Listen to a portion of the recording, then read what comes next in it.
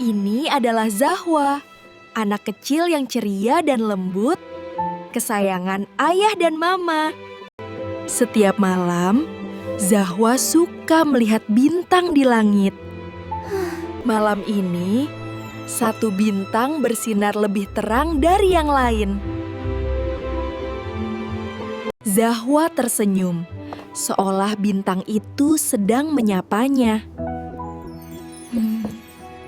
Bintang itu bersinar indah, tapi cahayanya hanya untuk dirinya sendiri. Bintang itu pun mulai berbagi cahayanya dengan yang lain.